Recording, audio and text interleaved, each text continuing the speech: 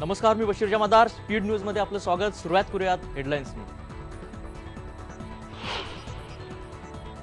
काळबा देवीतली आग विझवताना शहीद झालेले महेंद्र देसाई आणि संजय राणे यांच्या पार्थिवावर शोकाकुल वातावरणात अंत्यसंस्कार. शहीदांच्या कुटुंबियांना 7 दिवसांमध्ये मदतीचं आश्वासन. चोरीच्या आरोपात तुरुंगात असलेल्या महिलेच्या 4 महिन्यांच्या तान्ह्या बाळाचा मातृदिनी करून अंत. बाळाच्या मृत्यूनंतर आईची अखेर तुरुंगातून सुटका.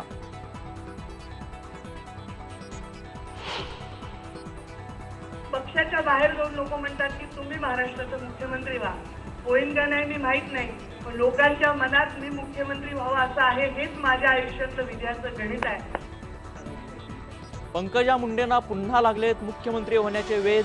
लोकांच्या मनात मी मुख्यमंत्री व्हावं असं आहे पंकजा मुंडेंचं भारतीय विद्यापीठातल्या कार्यक्रमात वक्तव्य. बेहिशेबी मालमत्ता प्रकरणी जयललितांचा फैसला आज. बंगळुरू हायकोर्ट देणार निर्णय. बंगळुरू हायकोर्ट परिसरात कडक सुरक्षा व्यवस्था.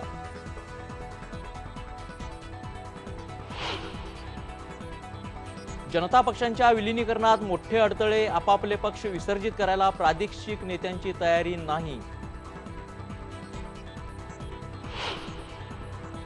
अयोध्येत राम मंदिर बांधण्याचं आश्वासन अनियोजित काळासाठी ढकललं पुढे. राज्यसभेत बहुमत नसल्यानं कायदा मंजुरीसाठी अडचण येत असल्याचं केंद्रीय गृहमंत्र्यांचं स्पष्टीकरण. भारत आणि पाकिस्तानमध्ये पुन्हा सुरू होऊ शकतात क्रिकेट सामने. पाकिस्तान क्रिकेट बोर्डानं डिसेंबरमध्ये दुबईत सामने खेळण्याचं दिलं अधिकृत आमंत्रण. आता प्रतीक्षा सरकारच्या मंजुरीची.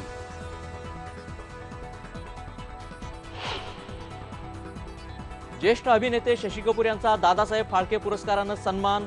केंद्रीय मंत्री अरुण जेटली यांच्या हस्ते गौरव.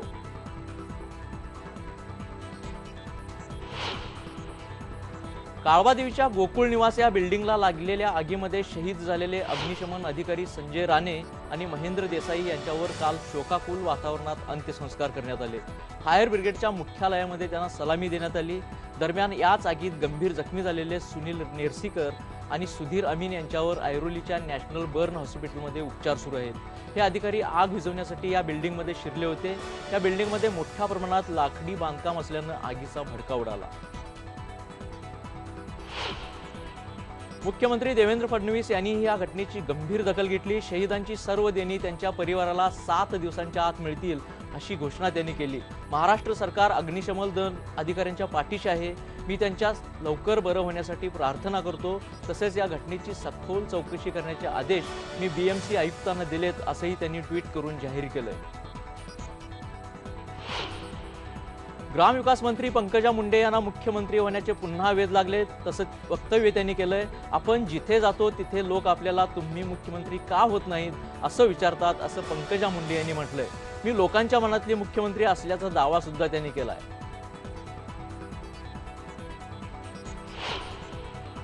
राज्यात शेतकऱ्यांच्या आत्महत्या कमी करण्यात मदत व्हावी म्हणून ऑपरेशन फ्लड दुधाचा महापूर या योजनेची घोषणा कृषी मंत्री एकनाथ खडसे यांनी केली.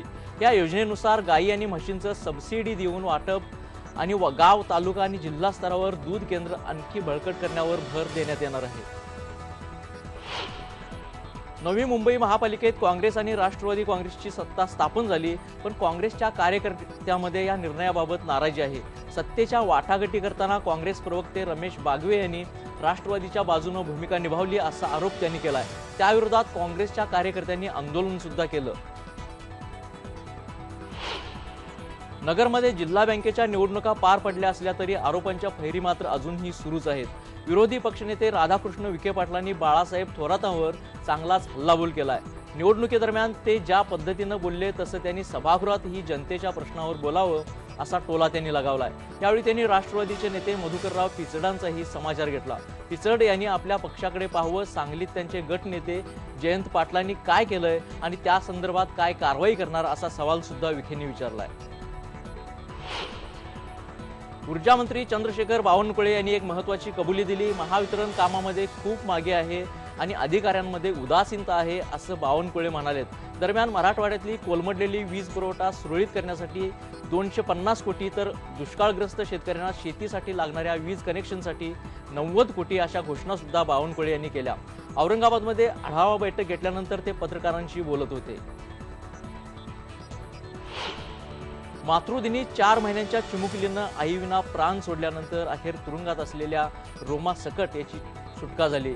ती चोरीच्या आरोपाखाली 1 महिन्यापासून 5 दिवस तुरुंगात होती. काल सकाळी या महिलेच्या मुलीचा मृत्यू झाला. त्यानंतर विशेष अधिकार वापरून तिची सुटका करण्यात आली. या महिलेच्या 2 मुलांना सुधारगृहात पाठवण्यात आले, पण तिच्या बाळाला मात्र तिच्यासोबत ठेवण्यात आलेलं नव्हतं. वाशी खाडीच्या पुलावरून उडी मारून पोलीस हवालदार कमलाकर धामनसकर यांनी आत्महत्या केल्याची घटना काल उघड झाली. धामनसकर गोवंडी पोलीस ठाण्यात कार्यरत होते. तर दुसरीकडे औरंगाबादमध्ये जमादार अनिल नरसय्या यांनी पोलीस निरीक्षकांच्या जाचाला कंटाळून आत्महत्येचा प्रयत्न केलाय. साप्ताहिक सुट्टी न दिल्यानं जमादार यांनी हा प्रकार केल्याची माहिती मिळते. त्यांच्यावर सरकारी हॉस्पिटलमध्ये उपचार सुरू आहेत. ठाण्यात 6 मे रोजी प्रियांका खराडे या नवविवाहित तरुणाचा खून झाला होता. हा खून तिच्या प्रियकरानेच केल्याचं आता उघड झालंय. दीपेश दुधडे असं या प्रियकराचं नाव आहे. गेली 5 दिवस तो मोबाईल सिम बदलून पोलिसांना गुंगारा देत होता. त्याला काल नाहूर परिसरातून अटक करण्यात आली. त्याला 18 मे पर्यंत पोलीस कोठडी सुनावण्यात आली. दीपेश आणि प्रियांकाचे 1.5 वर्षांपासून प्रेम संबंध होते, पण त्याला नोकरी नव्हती. त्यामुळे प्रियांकाच्या कुटुंबियाचा लग्नाला विरोध होता. तिच्या घरच्यांनी नुकतंच तिचं लग्न लावून दिलं होतं. ती माहेरी आली असताना दीपेशने तिला भेटण्याच्या बहाण्यानं बोलवून तिच्यावर चाकूने 11 वार करत तिला ठार केलं. ही सर्व घटना CCTV मध्ये कैद झाली होती. गडचिरोली आणि चंद्रपूर जिल्ह्यात गेल्या काही दिवसांपूर्वी वेगवेगळ्या ठिकाणी महिलेच्या शरीराचे अवयव सापडले होते. या महिलेच्या पतीनंच हा खून केल्याचं पोलिसांनी सांगितलंय. पती सुधीर कोहाड याला पोलिसांनी अटक केली.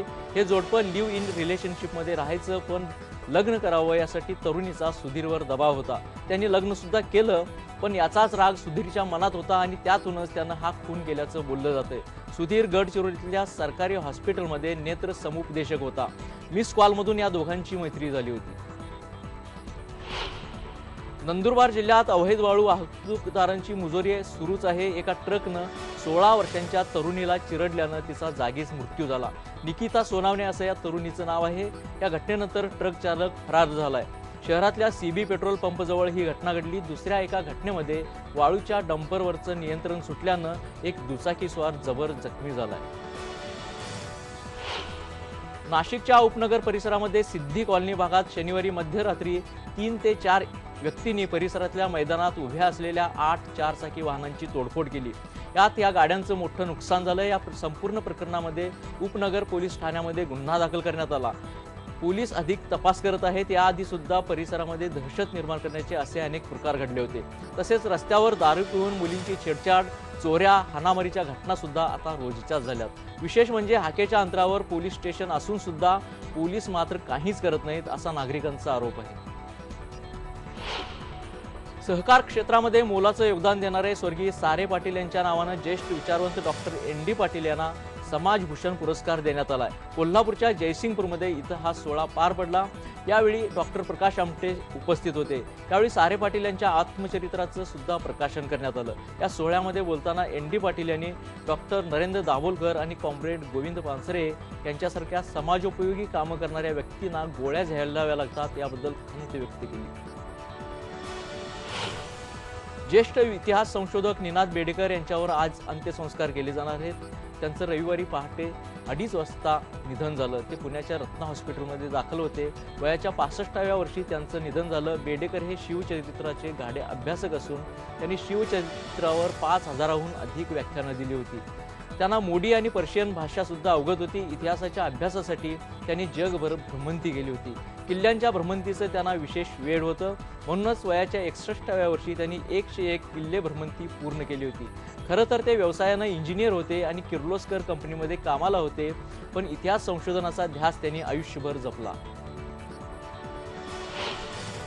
ग्राहक चळवळीचे प्रणेते बिंदू माधव जोशी यांच्यावर काल रात्री पुण्याच्या वैकुंठ स्मशानभूमीत अंत्यसंस्कार करण्यात आले. ते 86 वर्षांचे होते. तब्येत खालावल्यामुळे शनिवारी त्यांना दीनानाथ मंगेशकर रुग्णालयामध्ये दाखल करण्यात आलं होतं. तामिळनाडूच्या माजी मुख्यमंत्री जयललिता यांच्या याचिकेवर बंगळुरू हायकोर्टात आज निर्णय दिला जाणार आहे. बेहिशेबी मालमत्ता प्रकरणामध्ये खालच्या कोर्टानं जयललिता यांना 4 वर्षांची शिक्षा सुनावली होती. त्याविरोधात त्यांनी हायकोर्टामध्ये याचिका दाखल केली होती. तामिळनाडूमध्ये ठिकठिकाणी अम्मांसाठी पूजा अर्चा सुरू आहेत. जयललिता जर निर्दोष सुटल्या तर त्यांची रद्द झालेली आमदारकी त्यांना पुन्हा मिळेल आणि त्या मुख्यमंत्रीपदावर पुन्हा येऊ शकतील. पण तसं झालं नाही तर त्यांना लगेच कोर्टाला शरण जायला लागेल. समाजवादी विचारसरणीचे 5 पक्ष विलीन करून एकच जनता परिवार स्थापन करण्यात आता मोठे अडथळे येऊ लागलेत. यावर्षी होणाऱ्या बिहार निवडणुकीच्या आधी हा परिवार बनू शकेल असं वाटत नाही, असं समाजवादी पक्षाचे रामगोपाल यादव यांनी म्हटलंय. ज्या गोष्टींवरून या पक्षांमध्ये मतभेद आहेत त्यातल्या 2 प्रमुख बाबी म्हणजे पहिली बाब म्हणजे आम्हाला स्वतंत्र पक्ष म्हणून राहायचं नाही असं सर्व पक्षांना निवडणूक आयोगाला सांगावं लागेल. यात नेते मात्र संकोच करतायत. दुसरं म्हणजे प्रत्येकाला आर्थिक आणि इतर स्रोतांचाही एक विचार करावा लागेल. आपनं मीडियाविरोधी जणू काही युद्धच पुकारलंय. मीडियामध्ये काही चुकीचं छापून आलं तर संबंधित चॅनल किंवा पेपरवर अब्रू नुकसानीचा दावा ठोका अशी सूचना केजरीवाल यांनी आपल्या मंत्र्यांना केली. त्याबाबतचं पत्रक CNN IBNच्या हाती लागलंय. विरोधाभास म्हणजे याच अब्रू नुकसानी कायद्याविरोधात केजरीवाल यांनी सुप्रीम कोर्टात याचिका दाखल केली. पण आम्ही नवीन काहीच केलेलं नाही, जुन्याच नियमांचा पुनरुच्चार केल्याचं स्पष्टीकरण आम आदमी पक्षानं दिलंय. अयोध्येमध्ये राम मंदिर बांधण्याच्या मुद्द्यावरून केंद्रीय गृहमंत्री राजनाथ सिंग पुन्हा चर्चेत आलेत. राज्यसभेमध्ये बहुमत नसल्यामुळे भाजप राम मंदिर बांधण्यासाठी कायदा आणता येत नाही, त्यामुळे मंदिराचं काम रखडल्याचं त्यांनी काल सांगितलं. भाजपनं राम मंदिर बांधण्याचं आश्वासन जाहीरनाम्यात दिलं होतं. ते अयोध्येत काल एका कार्यक्रमासाठी आले होते तेव्हा बोलत होते. विश्व हिंदू परिषदेनं केंद्र सरकार आणि जम्मू काश्मीर सरकारनं काश्मीरी पंडितांच्या पुनर्वसनासाठी निर्धारित वेळेतल्या योजनेची घोषणा करावी अशी मागणी केली. काश्मीरी पंडितांचं पुनर्वसन हे त्यांच्या मर्जीपणाप्रमाणेच व्हावं आणि फुटीरतावाद्यांच्या दबावाखाली होऊ नये असं काल सिमल्यामध्ये झालेल्या परिषदेमध्ये प्रवीण तोगडिया यांनी सांगितलं. 1990 मध्ये काश्मीरी पंडितांवर झालेल्या अत्याचाराबाबत श्वेतपत्रिका काढण्याची मागणी सुद्धा त्यांनी केली. पंतप्रधान नरेंद्र मोदींच्या पश्चिम बंगाल दौऱ्याचा काल दुसरा दिवस होता. त्यांनी काल बर्नपूरमधल्या सुधारित इस्को टील कारखान्याचं अनावरण केलं. बांगलादेशबरोबर नुकताच सीमा करार झाला, त्यात बंगालनं बजावलेल्या भूमिकेचं मोदींनी कौतुक केलं. मोदी आणि बंगालच्या मुख्यमंत्री ममता बॅनर्जी यांच्यात चर्चा सुद्धा झाली. बंगालवरच 2,70,000 कोटींचं कर्ज केंद्रानं माफ करावं अशी मागणी या चर्चेदरम्यान ममतांनी केली. हैदराबादमधल्या एका कॉलेजमध्ये गमतीत चाललेल्या मारामारीत एका मुलाला जीव गमावा लागलाय. काही मित्र गमतीत फायटिंग करत होते. एक मित्र मोबाईलवर याचं चित्रण करत होता. पण यामध्ये एकाला जबर ठोसा बसला आणि त्याचा जागीच मृत्यू झाला. या संपूर्ण प्रकाराची सखोल चौकशी करण्याची मागणी पीडित पालकांनी केली. पोलिसांनी अनैसर्गिक मृत्यूचा गुन्हा नोंदवलाय. मुलाच्या मृत्यूनंतर त्याचा मृत्यू एका अपघातामध्ये झाला असंही भासवण्याचा प्रयत्न त्याच्या मित्रांनी केल्याचं कळतंय. दिल्लीमध्ये एका बस ड्रायव्हरला मोटरसायकल स्वारानं जबर मारहाण केली. त्यात त्याला आपले प्राण गमवावे लागलेत. या मोटरसायकल स्वाराला ताब्यात घेण्यात आलं. या मारहाणीचा निषेध करण्यासाठी दिल्ली वाहतूक कॉर्पोरेशनच्या बस चालकांनी काल निदर्शनं केली. आरोपीला ताब्यात घेईपर्यंत त्यांनी बस न चालवण्याचा पवित्रा घेतला. दरम्यान आपनं संबंधित बस चालकाच्या कुटुंबियांना 5 लाखांची मदत करण्याचं आश्वासन दिलंय. त्याचबरोबर नोकरी देण्याचंही आश्वासन देण्यात आलं. या बस चालकानं मोटारसायकल स्वाराला ठोकलं असा त्याच्यावर आरोप आहे. उत्तर भारतात उष्णतेचा पारा वाढतोच आहे. राजधानी दिल्लीत नेहमीपेक्षा जास्त म्हणजे 42.6 अंश सेल्सिअस तापमानाची नोंद झाली. तर पंजाब आणि हरियाणामध्ये 42 अंशांपेक्षा जास्त तापमानाची नोंद झाली. हरियाणामध्ये हिसार इथं तापमानानं 43 अंशाच्याही वर पोचल्यानं तिथं उन्हाच्या झळा तीव्र झाल्यात. तर चंदीगडमध्ये 40.4 अंश सेल्सिअस तापमान नोंदवलं गेलंय. गुजरातमधल्या गीर नॅशनल पार्कमध्ये सिंहांची संख्या वाढली. देशात सिंह फक्त गीर राष्ट्रीय उद्यानातच आहेत. 2010 साली या अभयारण्यामध्ये 411 सिंह होते. आता सिंहांची संख्या 523 वर गेली. म्हणजे सिंहांच्या संख्येत 27% वाढ झाली. पण तसं असलं तरी या सिंहांना अधिवासावरचं अतिक्रमण आणि शिकाऱ्यांपासून धोका कायम आहे. त्यातच आणखी एक समस्या म्हणजे या सिंहांसाठी अभयारण्याची जागा कमी पडते. मध्यंतरीच्या काळात गुजरातमधले सिंह मध्य प्रदेशातल्या कुनामध्ये हलवण्याचा प्रस्ताव होता, पण त्याला गीरवासियांनी विरोध केला. गीरमधल्या सिंहांच्या संख्येवरच इथला पर्यटन व्यवसाय अवलंबून आहे. ज्येष्ठ सिने अभिनेते शशी कपूर यांचा काल दादासाहेब फाळके पुरस्कारानं सन्मान करण्यात आला. केंद्रीय मंत्री अरुण जेटली यांच्या हस्ते शशी कपूर यांना हा पुरस्कार प्रदान करण्यात आला. मुंबईतल्या पृथ्वी थिएटरमध्ये हा सोहळा रंगला. या पुरस्कारावर पुरस्कार सोहळ्यासाठी हिंदी चित्रपट सृष्टीतल्या दिग्गजांनी उपस्थिती लावली होती। यापूर्वी 1971 साली पृथ्वीराज कपूर यांना तर 1987 साली राज कपूर यांना सुद्धा दादासाहेब फाळके पुरस्काराने सन्मानित करण्यात आलं होतं। त्यानंतर कपूर खानदानात आलेला हा तिसरा दादासाहेब फाळके पुरस्कार असल्यानं त्यांच्यासाठी ही फारच अभिमानास्पद बाब आहे। यावेळी कपूर खानदानातील अनेक मान्यवर मंडळी सुद्धा शशी कपूर यांना शुभेच्छा देण्यासाठी आवर्जून उपस्थित होती। या सोहळ्यानंतर अभिनेत्री नीतू सिंग यांनी अख्ख्या कपूर परिवाराबरोबर सेल्फी काढला। या फोटोमध्ये अभिनेत्री रेखा सुद्धा सहभागी झाल्या। शशी कपूर यांना शुभेच्छा देण्यासाठी त्यांच्या समकालीन अनेक अभिनेत्री सुद्धा काल उपस्थित होत्या।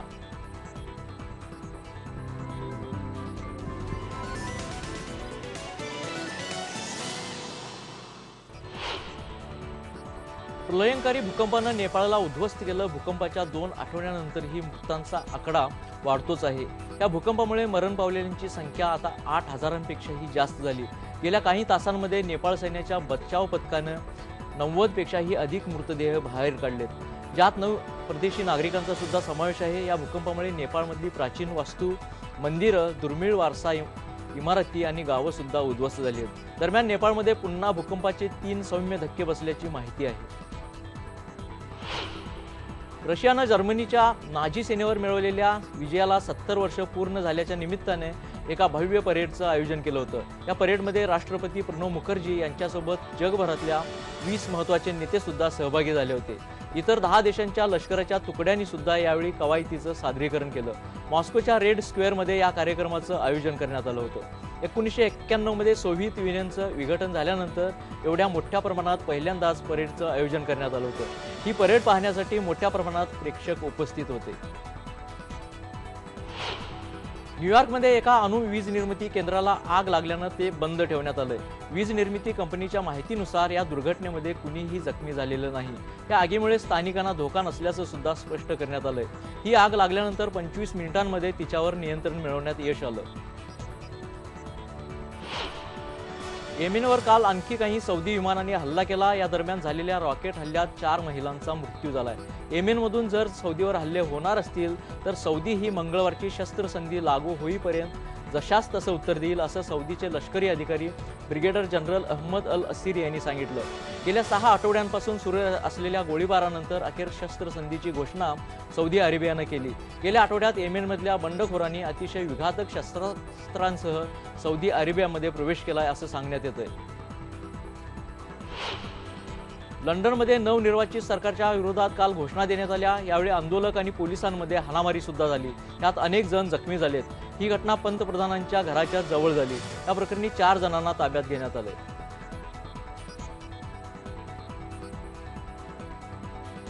पोप फ्रान्सिस यांनी क्युबाचे अध्यक्ष रॉल कॅस्ट्रो यांची रविवारी व्हॅटिकन सिटीमध्ये भेट घेतली।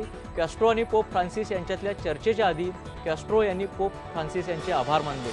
वॉशिंग्टन आणि क्युबाची राजधानी हवानामध्ये सौहार्दपूर्ण संबंध निर्माण होण्यासाठी पोप फ्रान्सिस यांची मदत महत्त्वाची होती। ही बैठक 1 तास सुरू होती।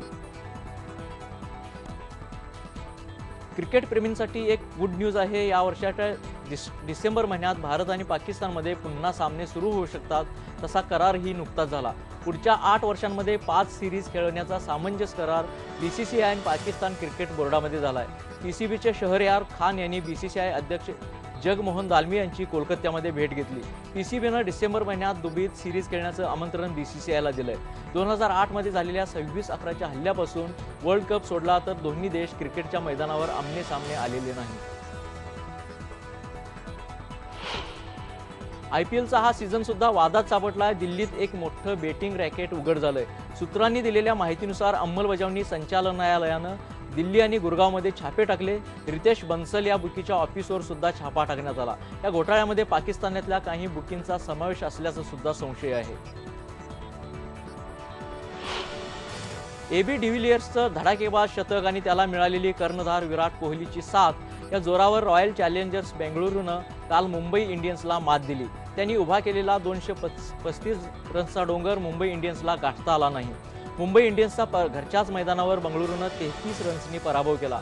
या सामन्यामध्ये एबी डिव्हिलियर्सनं 133 रन्स ठोकल्या तर कोहलीनं 50 बॉल्समध्ये 82 रन्स काढल्या। मुंबईच्या बॉलर्सनी निराशाजनक कामगिरी केली। ख्रिस गेलला 13 रन्सवर आऊट केल्यानंतर मात्र बंगळुरूनं सामना आपल्या खिशात गाठला। चेन्नई सुपर किंग्सनी IPL मध्ये सगळ्यात वरच्या स्थानावर झेप घेतली। त्यांनी रविवारी झालेल्या सामन्यामध्ये राजस्थान रॉयल्सला नमवत 12वा विजय गाठलाय। चेन्नईनं राजस्थानला 158 धावांचं टार्गेट दिलं होतं, पण राजस्थानचा संघ केवळ 145 रन्सच काढू शकला। सुपर किंग्सकडे आतापर्यंत 16 पॉइंट्स जमा झालेत, तर राजस्थान रॉयल्स 14 पॉइंट्ससह तिसऱ्या स्थानावर आहे। भारतीय टेनिसपटू रोहन बोपन्ना यानं माद्रिद ओपनमध्ये पुरुष दुहेरीचं विजेतेपद पटकावलंय। बोपन्ना आणि त्याचा पार्टनर फ्लोरिन मर्जिया यांनी नेनाद झिमोनिक आणि मर्सिन मात्कोवस्की यांच्याविरोधात 6-2, 6-7 आणि 11-9 असा विजय नोंदवला। या विजेतेपदाबरोबरच बोपन्नानं या वर्षातला तिसरे विजेतेपद पटकावलंय। बोपन्नाच्या करिअरमधलं पुरुष दुहेरी गटातलं हे 12वं विजेतेपद आहे। इंग्लंड संघानं सातत्यानं केलेल्या खराब कामगिरीमुळे इंग्लंड क्रिकेट बोर्डानं अनेक बदल अंमलात आणलेत। त्यांनी इंग्लंड संघाचे प्रशिक्षक पीटर मोर्च यांना त्यांच्या पदावरून हटवलंय, तर माजी कर्णधार अँड्र्यू स्ट्रॉस यांना क्रिकेट बोर्डावर घेण्यात आलंय।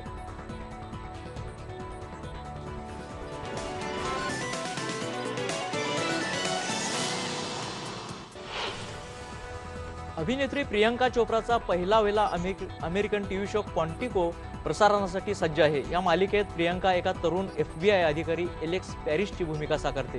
तिच्याशिवाय जॅक मॅकगुलिन, डोग्रे स्कॉट आणि औंजाऊ एलिस यांच्याही या मालिकेत मुख्य भूमिका आहेत।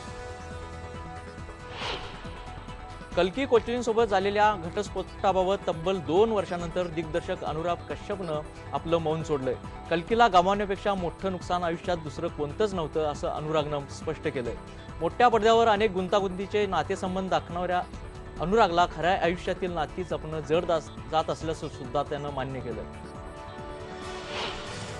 सध्या बहुतेक गायक हे अभिनेता बनण्याचं स्वप्न बाळगूनच बॉलिवूडमध्ये येत आहेत। यात आता आणखी एक नाव जोडलं गेलंय।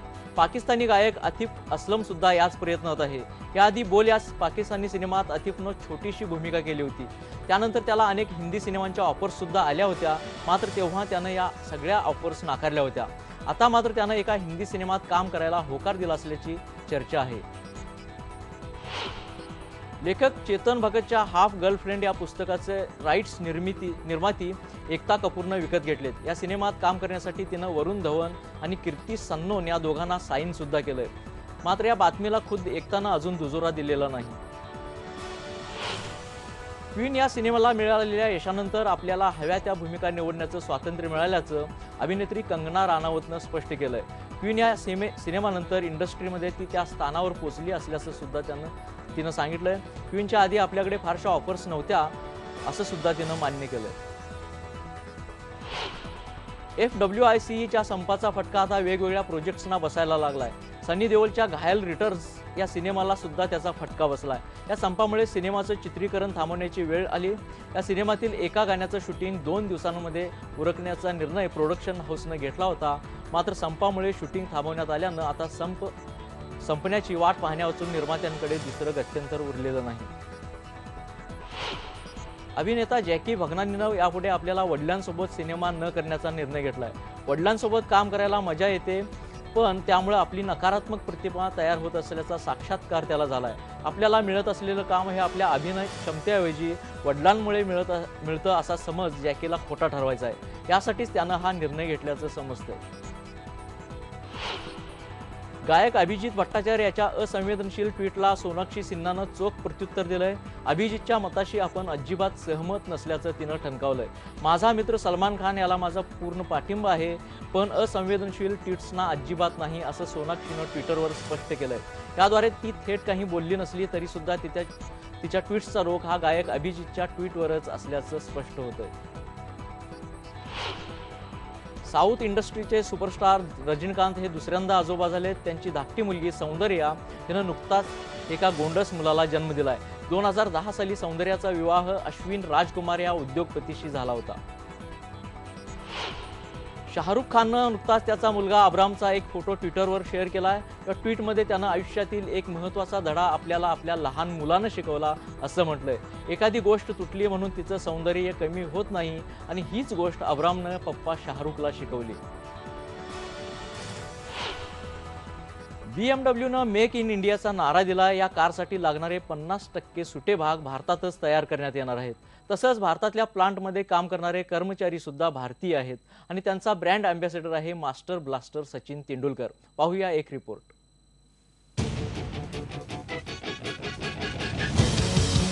सचिन तेंडुलकरला आपण 24 वर्ष फटकेबाजी करताना बघितलंय, पण चेन्नईमध्ये वेगळाच सचिन बघायला मिळाला. बॅटिंग ऐवजी इंजिन बसवणारा सचिन. BMWच्या चेन्नईमधल्या प्लॅन्टमध्ये सचिननंच BMW सिरीज 5 च्या गाडीचं इंजिन बसवलं. पण हे सुरू असतानाच सचिनची फिरकी घेण्याचाही प्रयत्न झाला. सचिन तेंडुलकरला वेग आणि कारचा असलेला वेळ सगळ्यांनाच माहिती आहे, पण तो फक्त गाडी चालवणं नव्हे तर त्या गाडीबाबत संपूर्ण माहितीही ठेवतो आणि म्हणूनच त्याने हे इंजिन बसवण्याचं आव्हानही स्वीकारलंय. Do you know how many components are in a car? We didn't talk about it, but is there any No, rough but estimation? I've been smart here. I've gotten hold of Venkat early in the morning. you asked him, okay. When we came here and I asked him. It's 2,800. Yeah, that's correct. Sachin तेंडुलकरने स्वतःच car assemble केली म्हटल्यानंतर मग कंपनीनेही ही car Sachin addition car म्हणून बाजारात आणण्याची तयारी केली आहे. सचिननं असेंबल केलेली गाडी म्हटल्यानंतर चाहते किंमत बघणार नाही हे ओघानं आलं. व्हिडिओ जर्नलिस्ट संदीप मोरेसह अमित मोडक, IBN लोकमत, चेन्नई. मेक्सिकोमधल्या एका लहानशा गावानं कामगार दिनाच्या निमित्तानं शेकडो गाढवांचं प्रदर्शन भरवलं होतं. वेगवेगळ्या रंगढंगात आणि वेशभूषा करून गाढवांना या प्रदर्शनामध्ये आणण्यात आलं होतं. मेक्सिकोमधल्या ओटुंबा भागातल्या लोकांचं जीवन शेतीवरच अवलंबून आहे. इथल्या शेतकऱ्यांना गाढवासारखा कष्टाळू प्राणी जी मदत करतो त्या मदतीबद्दल गाढवांचे आभार मानण्याची प्रथा इथं 1965 मध्ये सुरू झाली. आपल्याकडे बैलपोळ्याला आपण बैलांची पूजा करतो तशीच ही प्रथा आहे.